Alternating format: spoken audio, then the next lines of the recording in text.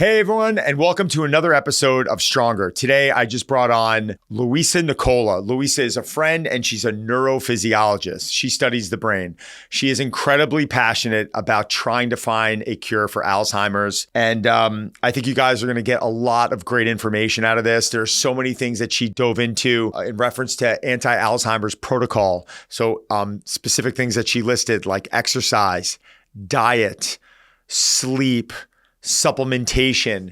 She spoke about the importance of exogenous ketones and why she would have you supplement those. I think there's a lot of great points today. Louisa and I spent an hour. We could have probably spent about 5 hours. I know whether you are a man or a woman, you're going to absolutely love this episode. There's so many great points to be able to implement and to start young. Start putting these into your daily routine. Reap the benefits of it long term. I hope you enjoy the episode. Let's go.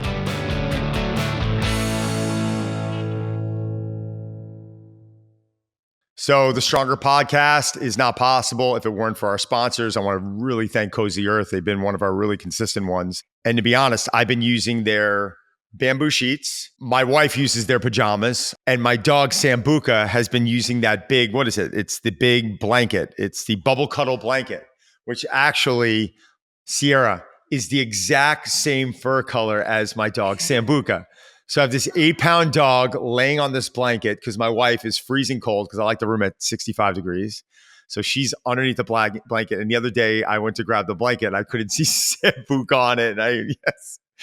But he's literally camouflaged in there. So if my dog Sambuca likes it, this is very comfortable. And now my wife won't even let me use it because her and Sambuca are cuddling together on it. And I use the bamboo sheets, which are nice because it's very cooling, which is what I want. But really has improved my sleep quality as well, according to my aura. I can tell my body temperature is at a normal. Sierra's just laughing right now. This is not like this. This is an ad, but this is real. You understand what I'm saying? So I'm a big fan. I'm a big fan of Cozy Earth. Right now, you can stack my code STRONGER on top of their site-wide sale, giving you up to 40% off in savings. That's incredible. That's CozyEarth.com. Code STRONGER for up to 40% off in savings. These deals won't last, so start your holiday shopping today. And if you get a post-purchase survey, be sure to mention you heard about Cozy Earth right here from me. I truly use this product. So let me know what you guys think in the comments section of our post, because we're always tagging Cozy Earth and our brand sponsors. So I'd love to hear it. If you guys like it, let us know.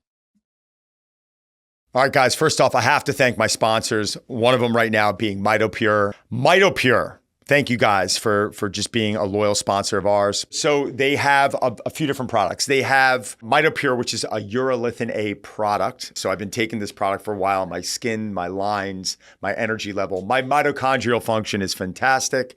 And MitoPure, their urolithin A supplement, I take 4 capsules a day. That's 1,000 milligrams. I take it religiously and I really can't travel without it now because I have seen benefits come from this with probably about 3 to 6 months. I just started feeling like my skin was glowing a little bit more. I was feeling a bit younger. I was. But they also have skin products, which I love. They have a night cream, which I think is fantastic. They have a day cream. They have a whole bunch of stuff. So I just hit them up and I'm like, send me more because I'm out. And they're like, I'm praying it comes soon because I don't know. Our skin, it's so important. It's so overlooked by most men. I mean, women, you guys got it.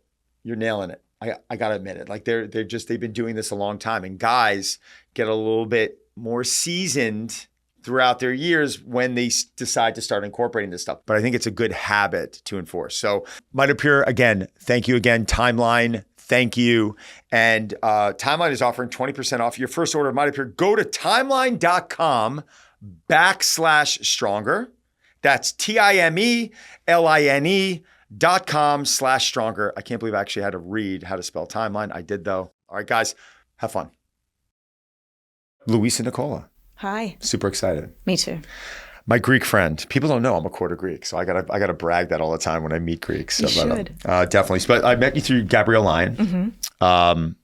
Brilliant, incredible person. We just hit it off, and I just was grateful that you came down here. But you're a neurophysiologist. Mm-hmm. Okay, you're also the founder of the Neuro Experience podcast. Can you talk to me about what a neurophysiologist does? Oh my gosh. So it's a subspecialty of neurology. So generally when you see a neurologist and maybe you've got a headache or something, you go to the neurologist, and if they may suspect something else along the lines of if you've had a seizure, right? Or if you've had maybe suspecting of multiple sclerosis, you go and see a neurophysiologist. So what we do is we usually scan the functionality of the brains using something called an EEG. So I've scanned about, I would say 10,000 brains right now, usually picking up on epilepsy, Alzheimer's disease. We also use something called an EMG, which electromyography that you can pick up on anything from myasthenia gravis, ALS, things like that. So I actually have a unique role. I'm a neurophysiologist intraoperatively. So I'm in neurosurgery 3 days a week, specifically in an area called neuroplastic neurosurgery. So when you are in neurosurgery, it's not just about the surgeon. It's not just, it's an entire team, right? And because the brain is so complex, when the surgeon is cutting, so to say, you have to be so mindful that you don't go near a nerve, because anything can paralyze a person because the brain is so intricate. So I will be in there and using, EMGs, going really deep within the brain and basically guiding the surgeon on where to cut, where not to cut, and assessing whether this patient has stroked out or not during surgery. You got to almost, I feel like you're one of these people that developed somewhat of an obsession to this. I have, yeah. This is not your job. This is your life's work. It is, and it has been since the age of 20 when I first saw a brain. What, can you talk about that? So during my second year of my undergraduate degree, we had to go into a cadaver lab, and I fell in love with the bodies. And that sounds kind of crazy, right? Yeah. And the woman who was in charge, I don't know what you'd name her, she was in charge of actually cutting up the bodies once they came in. And she said to me, this man came in and it was just the top part of his torso. She said, I'm actually going to be drilling through, getting his brain. And I thought, can I stay back? And I stayed back until 10 p.m. That didn't freak you out at all, watching that? No. And when I first saw it, I thought, this is magnificent. So I actually pulled a human brain out. Unfortunately, this man was 62 years old. He had a car accident. He donated his body to medical research. So when I first saw that, and this woman guided me on everything, like incisions and autopsies, and it was just, I thought I have to dedicate my life to this. So, I mean, getting into now... Kind of sounds morbid and makes me sound like a creep. No, it does, but and it's a murderer. Like you're doing, you're improving,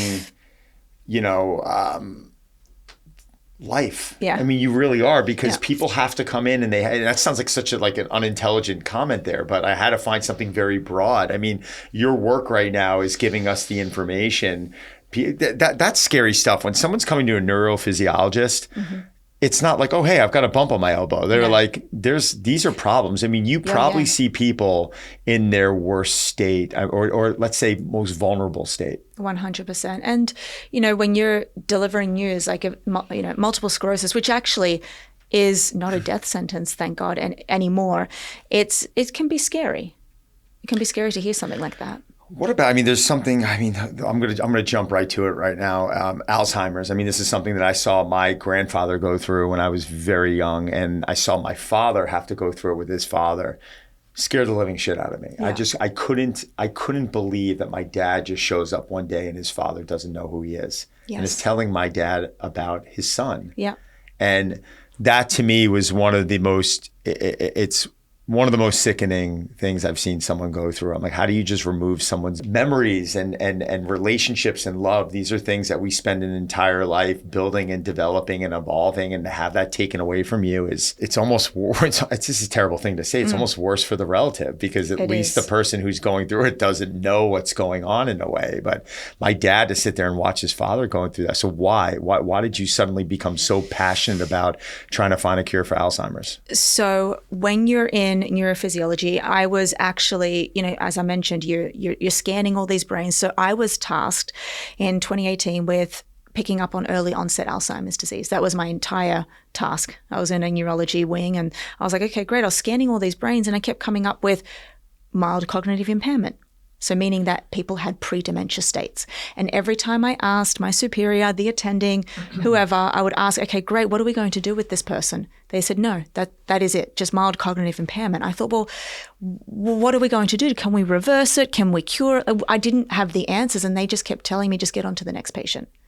So I had no time, and it was really frustrating, but that's what I was told. I was told that we could not do anything about it. So one woman came in and really changed my life. I saw her over the course of 2 years. She was 52 years old, and she had mild cognitive impairment. And so that's what it's called before Alzheimer's. That's yes. That's when you start to get those short-term memory complaints. Maybe you forgot where your keys are, and then you start, and then it's a massive acceleration. And I actually saw that because she went from coming in, hi Louise, I'm so excited, with her husband and her kids, to who are you and what am I doing here? And in what span of time did that really happen? 2 years. 2 years. She went from knowing you and being friendly to not knowing who you were. Yeah, and that's when I actually decided to go all in on Alzheimer's disease. And let me tell you, I've dedicated 7 days a week, I would say 24 hours a day, to this disease for the better half of my career. So ever since I was around 2017, 2018. So talk to us about some of the things that you've seen evolved. I mean, there's not a cure for Alzheimer's. But we're on our way to finding out things that might, I don't want to say a cure, but can you slowing the process maybe, or? You can slow the process. We don't have a cure. You can't reverse it. So that's all we can do. No matter where you are on that time course, no matter whether you're 5-10 years into it, you can slow the progression of it accelerating. But let's just do a crash course for everybody. Please. Because people keep misinterpreting what it is. So dementia is the umbrella term that we use for all of the different neurodegenerative diseases. Mm-hmm. Parkinson's dementia, dementia with Lewy bodies. We've got Bruce Willis, who's got frontotemporal dementia. His wife, Emma, has spoken about being a caregiver, which is what you said, the devastating moments of being a caregiver. Alzheimer's disease is the most prominent form of dementia. It affects, right now, around 50 to 60 million people worldwide. And that number is going to triple by the year 2050. Why is it tripling? Because of the state of our environment. Yeah, the food, everything that we're consuming. 95% of Alzheimer's disease cases could be prevented. Stop it. Yeah, so... No, that's not a theory. That's a statistic. That is a statistic. You don't have to get Alzheimer's disease. We now know, after many years of research, the very first patient with Alzheimer's disease was 1901, and it was a female, and she was 52 years old. So you developed this form of dementia in the beginning, or what did you call it? Mild cognitive impairment. Mild cognitive impairment. At that point, you're on the trajectory. You're on the trajectory. The bus. So at that point, there's no preventative. It is no preventative, but do you want to go along the bus at 20 miles an hour, or do you want to just bring it down to 2 miles an hour? Right. So instead of getting the Alzheimer's disease diagnosis at 70, do you want to get it at maybe 95?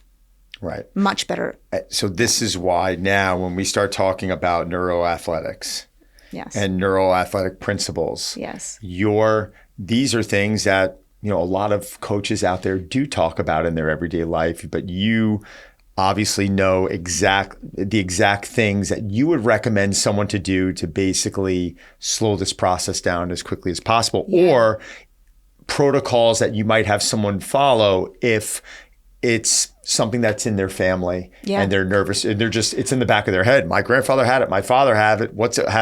What's the chance of me having it? I'm going to do what Louise is saying. That's pretty much what neuroathletics is, or 100%. So there's a common myth, a misconception, and that is everyone's going to get dementia as you get older. But that's not the case. Dementia isn't a disease of old age. It's a disease of the lifestyle that you live. So we can definitely prevent Alzheimer's disease. Now, what you were just referring to, you said genetics. So a lot of people understand that there is risk genes involved in this disease. It's called the ApoE4 genes. And if you have one allele, so we get 2 alleles, one from mum, one from dad. If you've got one ApoE4 allele, you raise your risk of getting the disease by 3 times. 3 times greater than the general population. If you have 2, you raise your risk by about 10 to 12 times. Wow. Even so, it does not mean you have to get the disease. And we know this from, there was a massive study in Africa that showed that a lot of the population there have 2 alleles of ApoE4, but actually have the lowest amount of Alzheimer's disease cases. Why is that? Because they're living healthier lifestyles, which means that lifestyle prevention is the number one key to preventing Alzheimer's disease. There was a book years ago I read by Weston A. Price called Physical Degeneration. It was basically showing the different regions and how we're affected by things like our environment and the foods we're exposed to. And they took people who lived in these regions that had perfectly white teeth and jaw lines, and suddenly they brought them into different regions, and within 2 weeks they were sick for the first time, or things started changing. It really is. I mean, you are a product of your environment. So there's so many directions we can go with this today, and I'm praying that you'll agree to come back on down the road and we can highlight more things. But I would really like to kind of focus out of the gate on Alzheimer's, because I know right now we're going to be piquing people's interest about this. And that's not to disrespect all the other work that you've done. But can you start maybe educating people, or what are some things that they want to think about from recognizing that this might be an issue? I had a friend the other day contacting me about someone that they're really concerned with because they're starting to see health decline, and they're starting to have some symptoms go on. And what would you recommend for someone who's nervous, unsure? Am I going down this path? Let's start there. Well, unfortunately, this is the only time I will do this. We have to separate the sexes. Okay. Because we do have a problem here. There are sex differences in this disease. We know that women represent 2/3 of all Alzheimer's disease cases. 2/3. Wow. Yeah. I thought you were going to go the other way around. I thought you were going to say it was guys. No, men are more predisposed to, if we're talking about Parkinson's disease, for example. But women represent 2/3 of Alzheimer's disease cases. So we do have to be sex specific right now. Why is that? We used to think it was because we lived longer, or women lived longer. But we now know it's because of this hormonal shift that occurs at around 45 to 55. You know, it's called perimenopause and menopause, which I know is spotlighted right now on the internet, and rightfully so, because back in 2002, there was a huge study called the Women's Health Initiative that basically scared millions and millions of women out of taking hormone replacement therapy. So during the perimenopause stage, and women can get it as early as 41, 42, average age about 45, things start to shift. We get a decline in estrogen and progesterone and testosterone. And we used to think that these hormones were responsible for reproduction. But we now know that they serve so much more roles than that. We've got estrogen receptors in the brain. I'm just going to focus on estrogen receptors all over the body. Sure. Mainly the brain. You have estrogen too, by the way. Yeah. And it's neuroprotective. So it's protecting our brain against inflammation, toxic exposure from the environment. It's protecting us against harmful chemicals. It helps us utilize glucose better in our brain. This is why you've probably heard of Alzheimer's disease being type 3 diabetes, which we'll get to. Yep. So it's so neuroprotective. So what happens if we all of a sudden get a loss in it? Well, our brain doesn't function as well because it doesn't have its protector there. It's like being in an NFL game, and then all of a sudden you're going in the NFL game, but you've taken the helmet off. What's going to happen? Well, you're going to be predisposed to concussions, right? So it's the same thing. So we've taken all of the estrogen out. So the brain is there, it's starving. It's thinking, what am I going to do to survive? And it starts to malfunction. And the way that it malfunctions is we have 87 billion neurons in the brain, 87 billion nerve cells, and all of them connect with one another. There's about 15,000 connections per nerve cell. So Alzheimer's disease is the breakdown of these connections. Okay. Yeah, so you're not killing neurons itself. You're breaking down the connections, but these connections are responsible for everything we do. The way you think, the way you breathe, the way you throw a ball, everything is connected. And so if these start to break down, which they do, they start to break down in certain regions. The first area is the hippocampus. That's the area responsible for memory formation, memory consolidation. That's why the first signs of Alzheimer's disease is, what was that man's name? Or, honey, where are my keys? And you're looking around. Or it's when you go into the garage, hang on, just got to go into the garage. What did I come in here for? You've probably had those moments, right? I've been having a lot more of those moments lately, and I just think it's from work and stress, and I think that's, my wife got all panicked, and she's like, next thing you know, she's on ChatGPT checking it out, and she's like, if you forget table or stuff like that, then you're in trouble. I'm like, just shut up and leave me alone right now. I mean, the amount of people that I get thousands of DMs on Instagram, so that's how it starts. And then if you don't take care of it, what tends to happen is then, this is actually so interesting, and I just found this out. This is like brand new research, what I'm about to say to you, and it's quite scary. Your brain uses glucose as its primary fuel source, okay? Glucose, in order to produce energy. So during menopause, we actually see a reduction of brain glucose metabolism by 30%. So 30% of our utilization of our brain fuel decreases. Yeah. So then you think, okay, great. Where is the neuron going to get fuel from? If it can't utilize glucose, where does it get fuel? Because it needs fuel to survive. I would think, my guess would be fat, but what are you going to say? It is fat, but where does it get the fat from? Because dietary cholesterol cannot cross the blood-brain barrier. So it's not like you can eat a stick of butter and then just accept and have your brain eat it. I'm trying to guess right now, and where would be not the place that we'd want it to come from, but the place that you wouldn't want it to come from. So remember those connections that I told you about? So your brain cell is your brain cell, and then the connection that comes off it, it's called an axon. The axon is myelinated. Okay, it's covered in this myelin sheath. That myelin sheath is fat. It's made of oligodendrocytes. Guess what happens? The brain cells itself start eating the fat. So it starts eating the coating of the myelin sheath. So your brain literally eats itself to survive. And in that moment, your axon is left with no myelin sheath. So therefore, something occurs. It's called conduction velocity, starts to stop.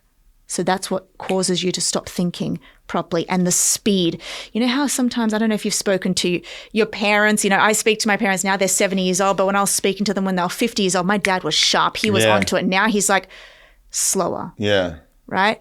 Things start to slow down, and then that's the start of it.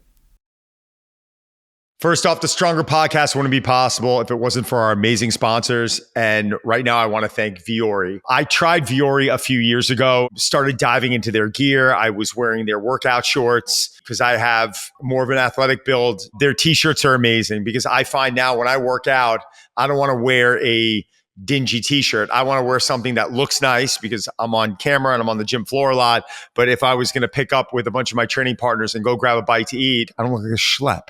All right, it actually looks good. So for our listeners, they're offering 20% off your first purchase. Pretty significant. Not only will you receive 20% off your first purchase, but enjoy free shipping on any U.S. orders over $75 and free returns. Get yourself some of the most comfortable and versatile clothing on the planet at vuori.com/stronger. That's VUORI.com/stronger. Exclusions apply. Visit the website for full terms and conditions. So the Stronger podcast wouldn't be possible if it weren't for our incredible sponsors. Right now, I want to thank Gusto. All right. So Gusto is an online payroll and benefits software built for small businesses. It's an all-in-one, remote-friendly, and incredibly easy to use. So you can pay, hire, onboard, and support your team from anywhere. This is what we pay you using, right? Sierra gets paid using Gusto. So I am really talking about this. I use it. This is the real thing. I love it. I want to shout out the small business owners out there. You wear a million hats and still show up for your team, but Gusto can help take some of that load off, especially when it comes to payroll, benefits, and compliance. Listen, I started as a trainer, and if it wasn't for a software program like Gusto, I don't know what I would do because I'm getting pulled in a million different directions every single day, and I need simplicity and I need reliability. So Gusto, you've been incredible with that. Thank you. Gusto is trusted by over 400,000 small businesses. Wow. And it could be yours too. Try Gusto today at gusto.com/stronger and get 3 months free when you run your first payroll. What do you have to lose? That's 3 months of free payroll at gusto.com/stronger. That's gusto.com/stronger. This episode of Stronger is presented by ExpressVPN. First off, the show would not be possible if it wasn't for our sponsors, right, Sierra? Right. Okay. And what's ironic about this sponsor here is that my business moved fully online in 2020 due to the pandemic. And I didn't realize how often you are going to be exposed. And for so many of us, privacy is an afterthought, right? So using the internet without ExpressVPN, imagine taking a call on the train and just reading off your credit card number. The reason why I'm bringing that up is because I had to do that the other day and I'm literally whispering. So, but don't do that, please. But, ExpressVPN is your security system online. So with ExpressVPN, 100% of your traffic is rerouted through secure, encrypted servers. So your service provider can't see your browsing history. ExpressVPN is like having tinted windows for your internet connection. Very cool. You can see out, but no one else can see in. It's easy to use and works on all devices, phones, laptops, tablets, and more, so you can stay private on the go. Right now, listeners of Stronger can get up to 4 months of ExpressVPN for free. So head to expressvpn.com/stronger to check out their plans. 4 months free? Why not? Why not? What do you have to lose? Secure your online data today by visiting expressvpn.com/stronger. That's expressvpn.com/stronger to find out how you can get up to 4 extra months free. expressvpn.com/stronger. ExpressVPN, thank you again for your support. So how do we supply the brain with all of the essential tools that it needs? Well, one, it needs proper nutrition, right? So the Mind diet is the best diet across the board for Alzheimer's disease. So you're referring to more of a fat-adapted diet, less carbohydrates, less glucose, right? Yes, more. Well, and I'm not really going to say plant rich. Plant rich, yeah. But still but animal protein also. I mean, yes, but you're looking plant at around strong is what I like to call it. Strong, yeah. The Mind diet, Mediterranean intervention diet is what it stands for, was like 70 or 80% plants. Wow. Yeah. So the Mediterranean diet, you would correct. say. Yeah. So what about the theory on people getting into ketosis? Great. We love that. Exogenous ketones. Let me tell you. So I one of the sponsors of my show, it's a ketone company. They send me boxes of I got in touch with them. I said, please stop. I've got too much. It's ridiculous. My doorman thinks like I'm like selling these like in the black market. Like it's ridiculous, dealer of ketones, right? Yeah. When I really got into this research, because I'm prepared. You drank it all. I said, put it back on the list. I said, and send them to Australia. Okay, because now I have to see something in deep, like flesh to actually really believe it for myself. And so what did you see? So ketones, like people are starting to consume this a lot more now, right? Great. Over the last few years. Wonderful. So what did you see instantaneously through, how did you quantify the success from consuming this? It's not like you're getting on a scale or your body fat. It's like, oh, look, my body fat dropped. Like, how are you seeing that this is improving? Well, for me, I see that my thinking is great. For some reason, ketones really obliterates my appetite. I don't know if you have the same feeling. I feel like I can fuel my brain for a long period of time. 2 weeks ago, we had a 16-hour surgery. I thought, I don't know how I'm going to last 16 hours. And I gave every surgeon, everyone in the OR, like boxes of these ketones, and we drank them throughout. I'm telling you, we were so sharp. It was like taking modafinil. You know, it's funny. The first time I've ever experienced that was when I was speaking. And I'm a carbohydrate person. I'm good with carbs. If I don't have them, I get super skinny. it's just part of what I've always consumed. But I eliminated carbohydrates and I went more fat adapted. And I could not believe from a brain function standpoint, I'll sometimes forget things or I'll stutter, or I was like wired. Like, you gave me the best cup of coffee, non-jitters. And this was probably 10 years ago when that happened and that light bulb went off, because I was reading things about this. And your brain actually uses ketones way better than it uses glucose, right? Even though glucose is the main energy source. So yes, ketogenic diet is fantastic. But also a plant-rich diet is wonderful, because another thing you have to remember about the brain is it's the most vascular-rich organ in the entire body, which means it houses the most amount of blood vessels, capillaries, veins, arteries. And what are they? They're filled with blood. Okay, so it delivers oxygen and nutrients to the brain. If you clog them, just the same as what you do with cardiovascular disease, if you clog them with plaque, then it's going to lead to a stroke, okay, or vascular dementia. So that's why plants having high fiber diets is going to be really good for the blood vessels of the brain. When people are eating a certain way or treating their body a certain way, they don't truly understand what it's like to feel good from nutrition. Yeah. And, you've been doing this a long time. I've been doing this a long time. I feel it sometimes. I'm not going to say I don't go off the deep end ever. I mean, I do it less and less as I get older and older because I realize how it makes me feel and how it makes me perform. But for people out there that are watching this that don't truly understand the gut-brain connection. Oh gosh. Can you talk a little bit about that? Really low level. I'm not looking for a full breakdown, but I want to just give people a little bit of a taste on because you're diving into some really important things here. I'm so happy you brought that up, and also low level because it's not my field, but your gut and your brain communicate with each other via the 10th cranial nerve. It's called the vagus nerve, right? So there's this nerve that comes out of the brain, it goes into the gut, and they communicate with each other. So whatever's happening in the gut, right, is happening really in the brain. And most of the serotonin that is produced in our body is produced in the gut.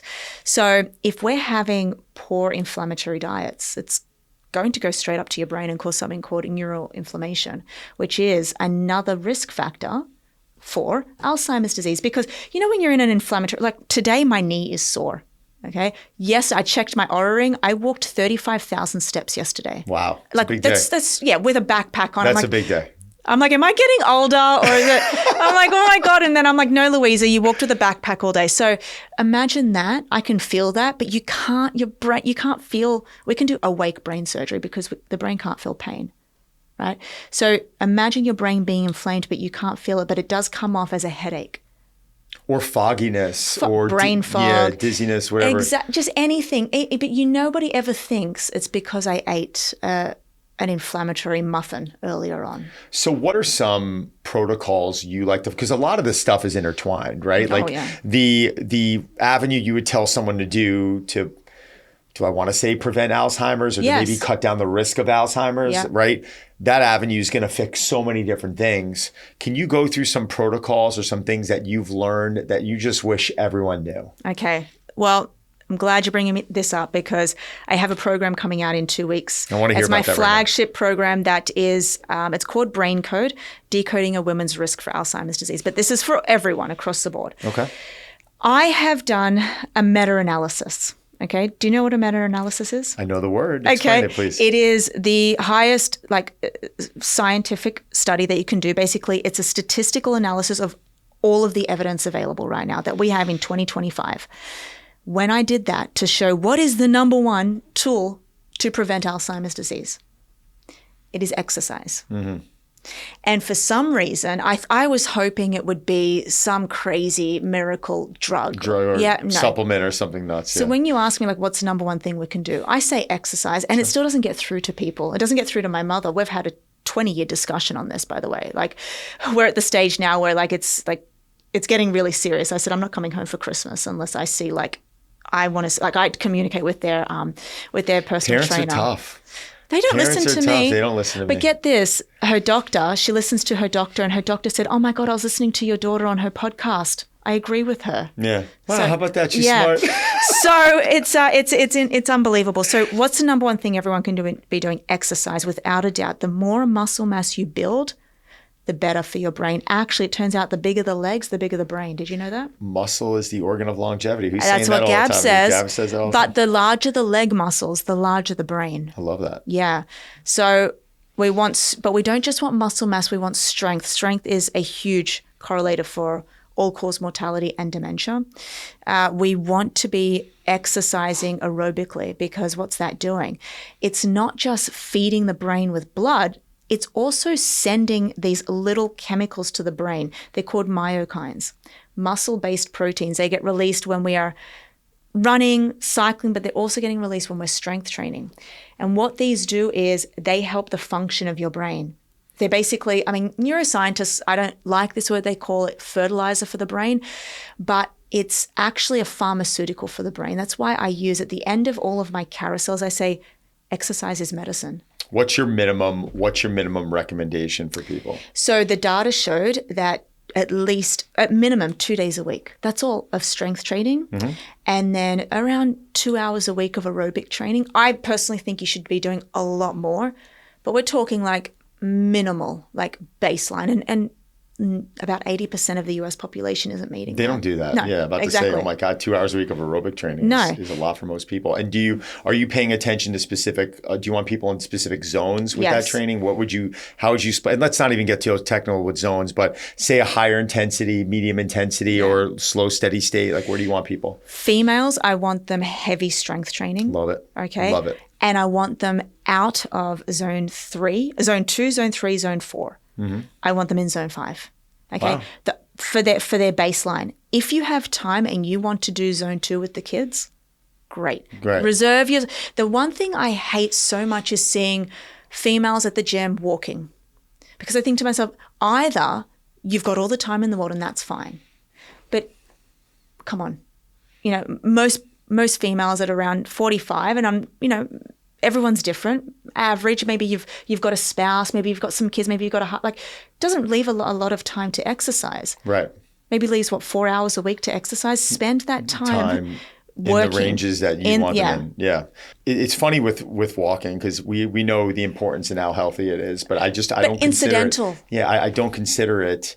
I don't consider that part of a cardio energy system development regimen. I don't. I consider it for recovery. I would consider it for steps and, creating, calorie burning and doing all these things. Especially, I use it. I actually argued with, I remember Will Ahmed from Whoop, the founder of Whoop. He was like, well, years ago, he brought me on a podcast and he says, well, steps aren't a high performance metric. And I go, I completely disagree with you. I said, I use steps with my athletes on recovery days. I don't like them sitting around doing nothing. That's high performance. If I have a professional athlete, I need them accumulating steps. And then, he changed it recently to where now Whoop is tracking steps. And so I think there is this misconception of where people think they should be, because I have seen someone out walking on a flat pace and measuring their heart rate. And I'm like, wow, you're at 140? But I told you I walked 35,000 steps yesterday. What I'm trying to say is, and on an average day, I live in Manhattan. You're in Manhattan so you're a lot. Probably 15 to 20 a day normally? My average is around 18,000. Yeah, but I go to the gym. I don't treat that as exercise. No. I treat that as got to get from uptown down to downtown. Movement. I'm not getting in a car to do that. It's just movement. Yeah, it's just movement. So that's what I mean when I say steps. Steps are phenomenal. I prescribe my parents. They've got a hilly walk. And so that's exercise for them, because I've got them on. They've got their little weighted vest. The weighted vest. The poor things. Yeah. And how old are they? So my dad is 72. My mum is 70. My mum's like, the neighbors are asking me what we're doing, looking like this. It's a Kevlar vest. Yeah. It's bulletproof. Exactly. We've got enemies. You could start making.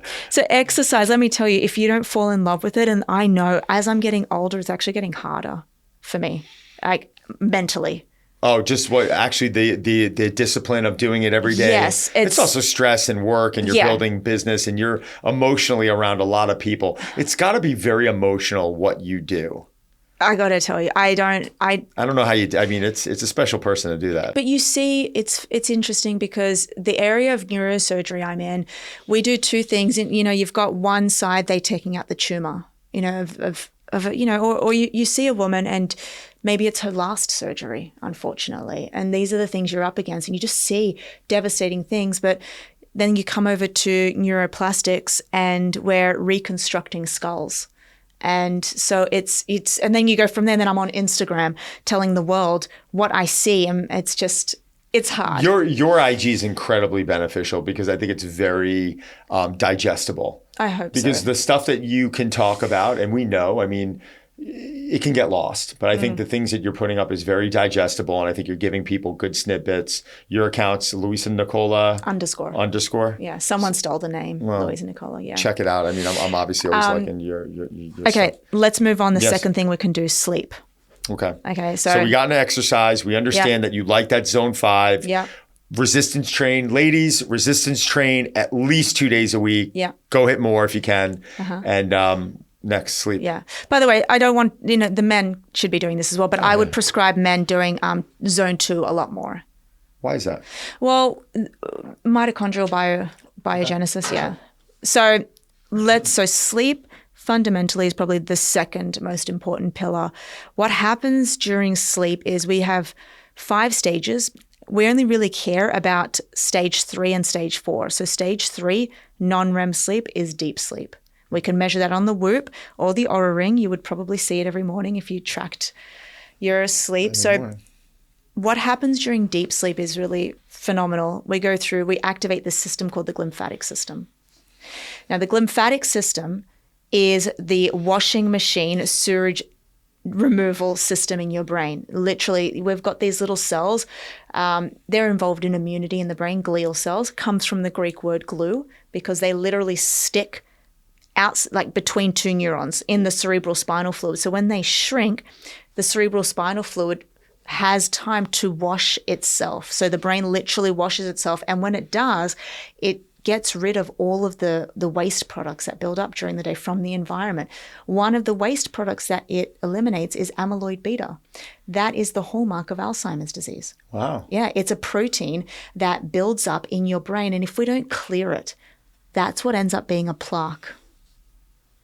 And so we need to be getting into deep sleep every night. REM sleep is wonderful because it actually helps with it's emotional first aid. It helps you really, get what all the, everything that happened during the day. That's more memory, right? I mean, memory consolidation, emotional first aid, but it's deep sleep that really matters. Question about deep sleep, and this might not be your expertise, but a lot of people are, as they age, they're struggling to get through a night's sleep. I mean, I remember how easy it was. I'm 48 now, but it was so easy for me when I was younger to put my head on the pillow. And if I woke up once to use the bathroom, that was a shocker. It just never existed. Now, this is happening 2-3 times a night. You're trying to cut water consumption down early. You're trying to eat earlier. Sometimes it doesn't always work. And if you're going to bed dehydrated, you're waking up not feeling great. Like, are there any tricks? And I know that may not be your expertise, but it might be something that you do know about. It's interesting because with men, we see them getting up a lot more, and that's a prostate aging thing. I know it has to do with vasopressin, and I just know that men at a certain age end up getting up at around 4 a.m. every night. Yeah. Yeah. Don't know the pathophysiology behind that, but I do know for women. Hormones.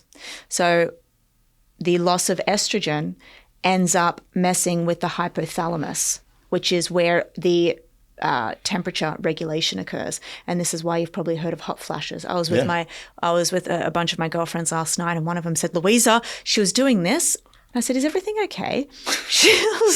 My friends are old. I'm mid-30s and she's 42, 43. She's like, I don't know what's going on. I'm getting these heat, like sudden onset of heat. I said, hot flash. I said, hot flash. She's telling me all night. She goes, I'm waking up sweating. I said, hot flashes. I said, now is the time, my friend. And so hot flashes are waking women up as well, getting them out of deep sleep. And it's horrible. I don't know what it feels like, but I see it, and I think that's horrible. So that's another reason. So you exercise, you went through sleep. Okay. And then diet. Okay. And then something I'm very, very passionate about and very well known for, this is completely by accident, is I do believe in supplementation. Really quick, backing up to diet, you just said animal-based but plant-strong. More the Mediterranean type of diet, the olive oils, the, a very veggie, lean protein. That's more of what you're... Eat the rainbow. Yep. Now I will tell everybody, I think you should pair diet with really understanding where your blood work is at, because what we see with Alzheimer's specifically, but we do see that you need to have an LDL of around 60 or less. If you look at your cholesterol panel, and you look at 2 things called ApoB, apolipoprotein B, a very strong risk factor for cardiovascular disease, and LDL, the bad cholesterol, you will see that if you have extremely high numbers, then you're putting your brain at risk of cognitive decline. And the reason why I bring that up is because the plants, we know that a high fiber diet is great for lowering cholesterol. Yeah, I never really understood the whole concept of just eating meat, of just eating like carnivore. I'm like, wait a second. And people, well, I feel better. I have less symptoms. I go, well, you're probably just removing foods that you were normally having. And that's just throwing a Band-Aid on it. And I think the big question is this giving you long-term success? And I've never seen anyone who's been on a diet like that or one extreme approach for a very long time. When you said the Mediterranean diet, I smiled because I'm never one to categorize a diet, but if you had to like throw one out there, I'm like, yeah, Mediterranean would probably be one of my favorites. Like, yeah, exactly. It's anti-inflammatory. That's exactly why olive oil is a longevity superfood. So talk to us now about, so you went through exercise, sleep, diet, supplementation. Yeah. So supplementation is not the be all and end all. Supplementation isn't the answer to your problems. It plays a supportive role. Remember how I said to you supply and demand? Yes. It can definitely help with the supply issue. But you're considering ketones as part of that supplement? You can, ketones, exogenous ketones. You can get into a ketogenic state with food, but God, that's hard. Yeah. I've tried that and then like a grape kicked me out. Oh, really? Yeah. Wow. So don't recommend it. So what other supplements can we have outside of, if you look at your blood work and it says low vitamin D, right? I strongly recommend you should have vitamin D. And vitamin D is actually preventable against dementia. A recent study came out this year in 2025 that showed a 40% reduction in dementia, not just Alzheimer's, like all-cause dementia, if you have optimized levels of vitamin D. Do you think the ranges are a bit low when we're going into our general practitioner and they're saying you need to be in these ranges? Do you Well, yeah, mine for some, God knows what reason, is 20, right? And that's so low. Yeah. 20, your vitamin D level? Yeah. What's yours? Oh, I got to look at the numbers. Yeah, Gabrielle just did my numbers. I thought it was a lot higher than that. Yeah. Well, okay. Well, that's great. You're optimized. I don't know why mine's so low. Huh. And so therefore I'm going to be supplementing with 5,000 IUs of vitamin D. Right. Yeah. Huh. Interesting. Maybe I spend too much time indoors. What are some of the things we all do? So you talked about exercise, sleep, diet, vitamin D. Talk about diet a little bit more. And I know this is a very cookie cutter question, but I want to give people an understanding of what are meals looking like for you? What is meal timing looking like for you? What is a typical day in your life? Yeah. And honestly, if you think it's boring, it's not. Like kind of run us through it. I know it's very... It is boring. So I wake up. I used to struggle extremely with eating prior to the gym. So I go to the gym in the morning. That's when I do my exercise. I'm at the gym at 7. Yeah. Okay. Yeah, 7:30. Is it far from your apartment? Are you pretty close by? 1 block. Yeah, it's beautiful. Yeah, literally, I'd walk out, I'd Welcome go. to New York. Yeah. Welcome and to I New York. love it. I'm at Equinox. And so I have now forced myself to get at least like 15 grams of protein at minimum just before I go to the gym. And that's hard for you to get down? Yeah. I also have half a banana. Okay, so what are the grams from what? 15 grams from what? Is it a protein supplement? It's a protein shake, okay. yeah. Okay, so you got 1 scoop of protein powder pretty much and a half 50, a banana, and that correct. doesn't bloat you and you feel like, okay, I'm all right. I'm actually getting really into the pre-made like slate milk. Oh, yeah, like the RTDs, the ready-to-drink so shakes? Yeah, it's easy. Just like... Yeah, so I'm off to the gym. Whatever's going on at the gym, I do my work, I come home. I usually have eggs. I don't know if you know this, but one of the most supportive nutrients in the brain is choline because it helps with acetylcholine. I love it. And we've got an epidemic of choline deficiency, and choline is jam-packed in eggs. Eggs, right. I love eggs, so I have around 2 full eggs, or maybe 3, and about 5 egg whites. Oh, wow, all right. So that's a hefty. That's a big protein. So that's 15 grams from the egg whites, and then if you have 3, that's another 18. So you're over, what's that, 33? Yeah. So I keep going, and that's all I have. 33 grams. That keeps me going until I do have a snack at about 3 p.m., 4 p.m. It's usually generally yogurt. Okay. Yeah. By the way, it's something I'm doing. I have 2 liters of water throughout the day. Smart. Yeah. I have 2 liters of water. Sometimes I have my electrolytes as well, just because we need electrolytes. Of course. Brain functions on electrolytes. Sure. Dinner, I cook every single night. I love it. It's always high protein and always a salad. All right. So you make like some type of salad with like chicken, fish. Correct. Yeah. Whatever. It's high protein. Yeah. Okay. I'm generally getting like 40 grams. Okay. So it's 40. I try and hit 100 grams a day of I'm about to say protein. 40, 33. That you're already at 73. The shake's another 15. Exactly. So you're... But to be honest, I do sometimes have a protein shake after the gym a smoothie instead of the eggs. Yeah. And that's like 40 grams of protein in there. Right. Yeah. Do you notice a difference when you're eating more food during the day? Because I'm always like, you're using a lot of brain power during the day, and you exercise, you're in that zone 5, which is tough. You're resistance training, you're walking 30-something thousand steps, which you did yesterday. I know, but 18,000 on average is a lot. Do you ever feel like you're underfueled, or do you feel? Yeah. I've got right now in my bag, which I never do, I've got a protein bar.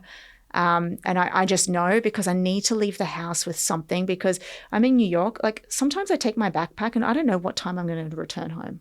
Such a good feeling. It's like, I don't know what's going on. Yeah, it's just people are messaging you and you're here, you're there, you see, it's just ridiculous. So I'm like, I don't know what's going to happen today. It's Friday and there's a huge event on this weekend and I've got about 50 friends who have flown in for it. And I'm like, I don't know what's going on. I've got heels in my bag. I've got another banana and I've got 2 protein bars. That's what I love about New York City. The thing I do miss the most is when I started in Manhattan back in 1999, I was on foot in 2000 and I was running as far uptown as 100th Street, as far downtown as Battery Park, west, which is York, and east, which is York, and as far west as probably 10th, 11th Avenue, on foot all day. And there was no trackers. I don't even know what I was running or walking, but just to have that type of movement, and back was never sore, neck was never sore from sitting. I mean, it really is one of the biggest problems I see with most people is the amount of sitting. How much do you see, or with a lot of your brain, you put the brain under the microscope a lot. Have you seen, or what could you advise on the decline from people who are just sedentary? Oh my God, yeah, it's the new smoking. Basic. Yeah, it's the new smoking. Talk about it a little bit. Yeah, I mean, sitting is the new smoking.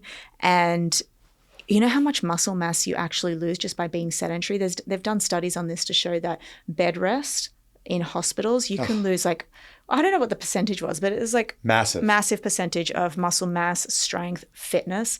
So it's the same. You just do it in micro. But you know what? I get it. Like I take calls now and it's ridiculous. I don't have one of those walking desks, whatever people call it. I don't have one of those.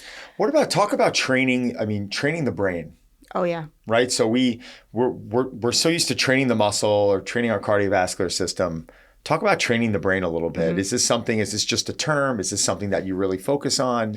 Yeah, this was actually the birth of Neuro Athletics, my company. In 2014, I got hired. I was still living in Australia. I got hired by the number 1 soccer player. He said, "Can you help me with my brain processing speed?" I was like, "Okay." And I had to invoice him because he actually hired me, and I didn't have a business. And so I literally just called it Neuro Athletics. I love it. Yeah. And because that's what I was doing. I was literally making the brain more athletic. And the way that you do this, and it's so easy, if you get 2 tennis balls and you just start throwing them to the wall, you think you're just having fun, but what you're doing is you are improving information processing speed, hand-eye coordination. You are improving your eyesight. You're improving your memory. You are doing so much in just by throwing the ball to the wall. And I've counted, there's over 300 different variations. So what? So any just 2 balls and you're just kind of bouncing them back and forth? And you're probably not going that fast. Right. Yeah. Just because that would be, that's hit hard. Yourself. Yeah. But you're just throwing the ball to the wall. Maybe you're throwing with the right hand, catching with your left hand, throwing back. But then you can actually get even more creative. You stand on one leg and you start throwing the ball to the wall. I get what you're doing, yeah. Okay. Or what we teach at Neuro Athletics, you put an eye patch on. So what you've done is you've blocked out half of your vision. Remember, the right side of your brain is responsible for the left side of the body. Okay, so imagine if you block out 50% of your vision, then half the side of your brain is like, what the hell? It starts to compensate. So it starts to work harder. You need to understand with your brain, I want everyone to understand this, to form new connections, your brain has to be placed under load. It's the same as your bicep. If it's not placed under load, it's not going to grow, right? You have to tear apart the fibers, and it's the same with your brain. If it's not stressed, it won't grow. One thing you can do for brain training is, and I actually, I'll tell you how I do this with my parents. Your brain loves novelty. So if you're talking to the same person every day, your husband, your wife, kind of gets mundane, over 20, 30 years, you know how they're going to react, you know all their stories. If you sit with somebody and have a conversation about politics and you don't agree with them, it challenges your brain because you have to think You have to think about what they're saying, how to respond to them. So it actually puts your brain under pressure. So what I always tell people is, as you're getting older, your brain wants new experiences. This is why travel is so good. Your brain sees new things. Architecture is phenomenal. If you go for a walk and do a New York City architectural tour, your brain sees different shapes, different sizes, and it starts to see things that it hasn't seen before. So it starts to make new connections. Hearing things, music, opera. The American Academy of Neurology released a statement saying that hearing loss is a risk factor and can be added to the list of it can be added to the list of dementia.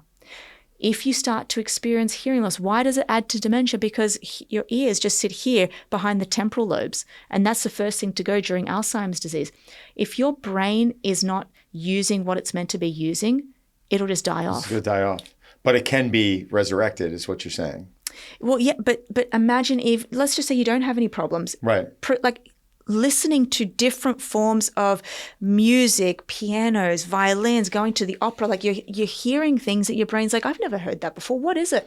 That's why a baby is like a sponge, because they've never seen anything. They're like looking around. So neuroathletics is pretty much a program that you put together. It's basically, you've systemized all these different elements that you want to have people implement into brain training? Well, no. Neuroathletics is actually it took a turn. Principles? What is it? So Neuroathletics is my company, and we are an education provider now. So we actually have our flagship course, the Neuroathletics Coaching Certificate. We're teaching all of these principles to coaches. Okay. But you have packaged these principles into a program, which is what we all do. I mean, in training, where you have to. We're not saying it's the best. We're saying it's a system that we followed, and we recommend you following, and it's a great place to start. Mm-hmm. Otherwise, people don't know how to package these things together. They don't know what's too much and what's too little. When's this launching? So, Brain Code is launching in 2 weeks.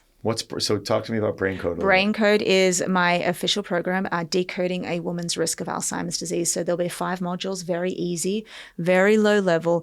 What are the things that you can do to assess your risk today of getting the disease, and what can you do to minimize your risk? And what's stopping a guy from turning around and downloading that same program? Well, the thing is, men don't go through menopause, and I do speak heavily about that. Okay. Yeah. So let's talk about marijuana and alcohol. I mean, these are things, especially marijuana now, because so many people are using it more frequently because you can just get it off the streets now. I'm not a user. It's not something I tried it in the past. Sure, I get more anxiety from it. It just doesn't mix well with me. Alcohol, I like a beer once in a while. Again, don't like how I feel. Talk to me about the effects and what this is doing. I mean, we can relate it to someone who might have Alzheimer's in the family or just general health.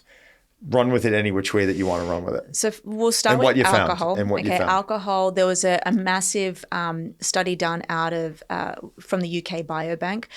And what they found was that moderate drinkers who consume alcohol, both men and women, it's more so men have a higher amount of what's considered moderate. Sure. I think it's around 7 drinks a week for females and around 13 for men. Wow. Considered moderate. Yeah. What they found is that they had higher amounts of white matter lesions.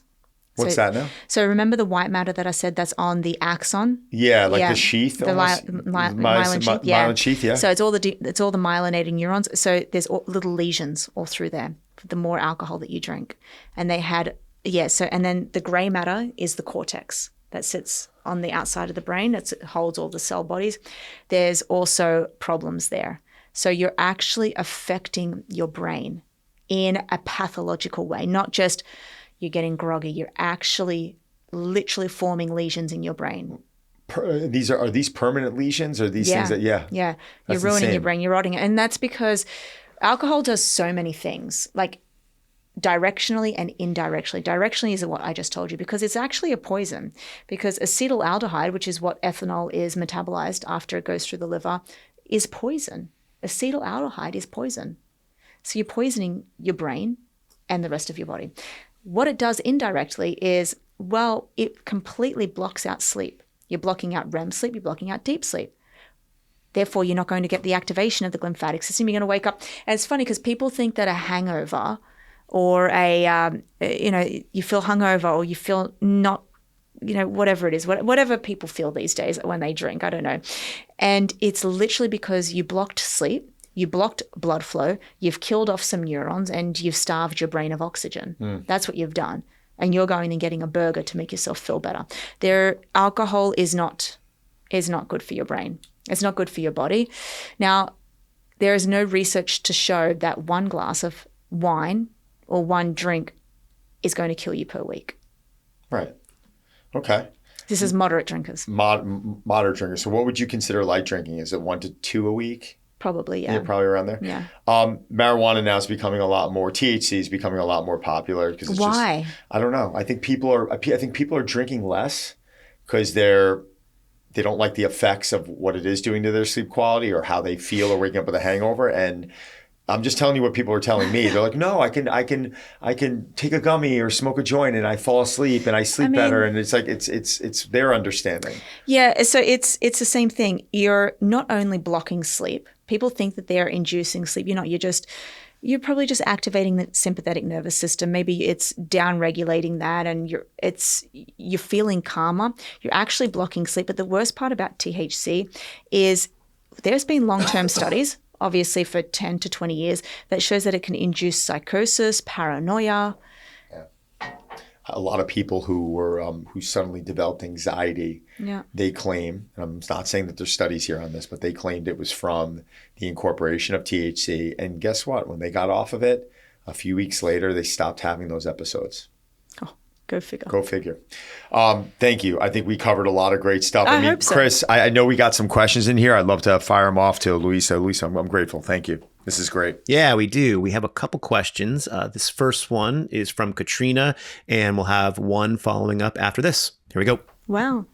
Hey, Don and Nicola. My name is Katrina, and my question today comes from personal experience. I have about 3,500 volunteer hours with the VA hospital, a lot of that time working in mental health with Alzheimer's and dementia veterans or veterans that have trauma-related cognitive decline.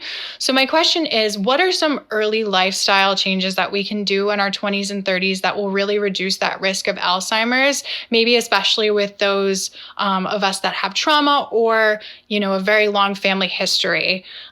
Really excited to hear your answers, and thanks again for opening up the questions. It's a great question. Oh, I love this. I love people who are, especially women who are in their 20s and 30s, and they're actually taking control of their brain. Great time. Yeah. One of the best things that you can do, first of all, is there was an 80-year follow-up study from Harvard that showed that those that have the greatest brain health along the years is those who have quality relationships. And the reason being, is because you can offset, first of all, your brain feels safe. The second thing is you can offset a lot of cortisol by having close quality relationships. The reason why I bring this up is because when you're around an environment that is so stressful, and you have to have an outlet to do that. So the first thing I would recommend is make sure you have an outlet to share all of the trauma and everything that you're going through to get out of your brain. And then if you can start building out a brain healthy lifestyle, like exercise, sleep, getting sunlight, fixing your nutritional profile. I always think that you can't optimize what you don't measure. Make sure you go and get a blood panel and minimizing the damage, the things that people just overstay their welcome with, like you talked about earlier with the alcohol and all that other stuff. I mean, that's always, people don't want to, they think taking a sauna is going to biohack their way into living to be 120, and you can't neglect the things that pay real dividends. You can't ice bath your way out of a good diet. I know. I'm not saying those things are bad. I'm saying that they're good, but she's 100% right. Chris, next question. All right. Yeah. Next question is from Amy from Pennsylvania. Here we go. Hey, Don and Louisa. My name is Amy. I'm from just outside of Philadelphia in Reading, Pennsylvania. My question today is, I have a family history of dementia and Alzheimer's, specifically on my father's side. And I have been reading that certain GLP-1s are being developed that can help reduce risks of cognitive decline in addition to their other benefits. And I just really wanted to see if either of you could shed some light on this and if you've heard anything yourselves and what other things I can be doing to help protect myself against Alzheimer's risk.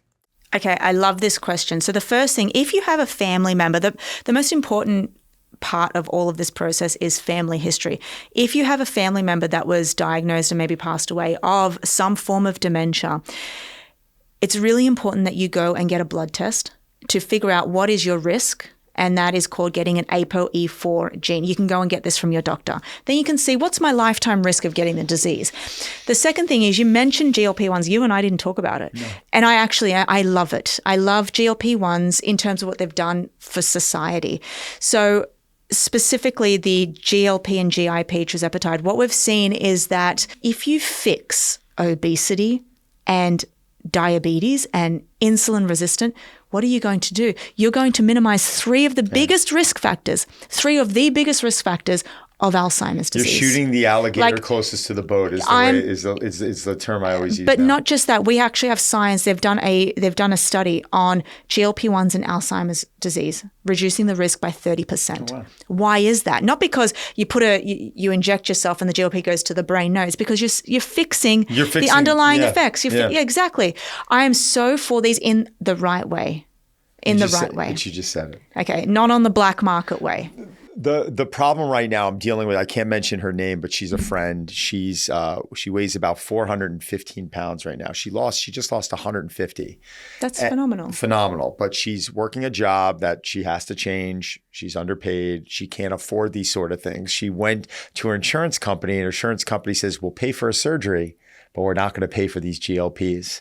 And that to me is shocking. I'm like, how are they going to pay for a surgery, but not for this person to go get on Ozempic or a specific a peptide that she needs? I think it's a shame, and I think it will evolve, and I think these things people will realize now they're coming around. Where I'll be the first to admit it. Years ago, I was like, oh, we can do it through diet. No, we can't always do it through diet and exercise. It doesn't work that way for certain people. But these GLP-1s have got so much more than just diet. You're 100%. Down regulating inflammation. 100%.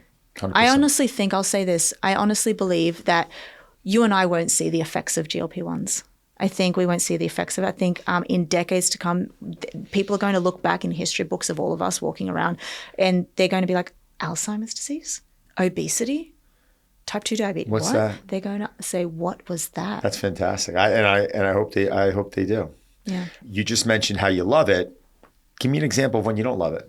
GLP-1s? Yeah. I don't love it when women specifically or men take it and they completely reduce their protein intake and we get what we call skinny fat. You have to take it responsibly. It's not used to completely starve you, for God's sake. And I've seen many people, I'm like, what do you, I don't understand.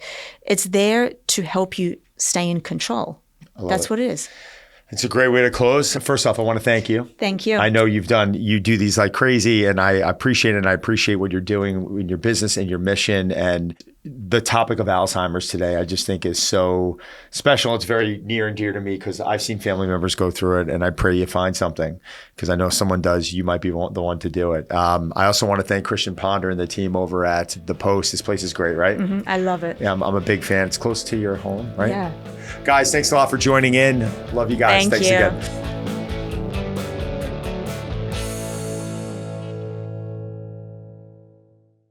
The views, information, or opinions expressed in this series are solely those of the individuals involved and do not necessarily represent those of Chip and Joanna Gaines, Binel Audio, nor Magnolia.